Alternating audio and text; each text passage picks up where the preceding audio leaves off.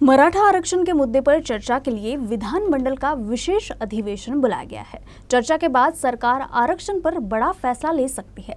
इस beach राष्ट्रीय OBC महासंघ ने अध्यक्ष बबनराव तायवाड़े ने कहा कि अन्य आरक्षणों को प्रभावित किए बिना मराठा आरक्षण को अतिरिक्त कोटे से आरक्षण दिया जाता है तो ओबीसी समाज का कोई विरोध नहीं होगा। साथ ही उन्होंने चेतावनी भी दी कि ओबीसी वर्ग के आरक्षण से कोई छेड़छाड़ नहीं होना चाहिए। नहीं, तो त्यांचा प्रश्न आहे, काय करायचं काय नाही।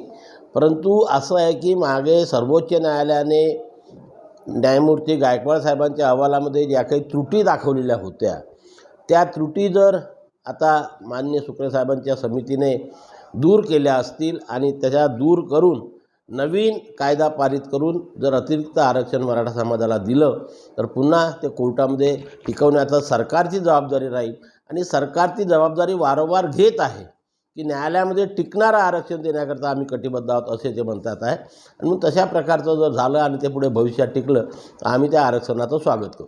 नाही, मार्ग तोच आहे की ACBC या अंतर्गत अतिरिक्त आरक्षण देऊन ते न्यायालयामध्ये टिकविण्याची जबाबदारी जर सरकार घेत असेल तर ते आरक्षण दिल्यात आमच्या ओबीसी समाजाचा काही विरोध राहणार नाही। ते सरकारची जबाबदारी आहे। मी सांगितलं तुम्हाला की ती सरकार जबाबदारी घेऊन राहिलेली वारंवार सरकार सांगते आहे की न्यायालयामध्ये टिकणारं आरक्षण देण्याकरता आम्ही कटिबद्ध आहोत। 3 उच्च न्यायालयाचे निवृत्त न्यायमूर्ती सल्लागार समिती म्हणून बसवलेले आहे आणि सध्याचे जे राज्य मागासवर्गीय आयोगाचे अध्यक्ष आहेत ते सुद्धा निवृत्त न्यायमूर्ती सुक्रे साहेब अनुभवी न्यायमूर्ती आहे। या सर्वांनी मिळून जो तो अहवाल तयार केला असेल तो न्यायालयाने ज्या काही त्रुटी मागे काढलेल्या होत्या त्या दूर करून तयार केलेला असावा असा अंदाज आहे।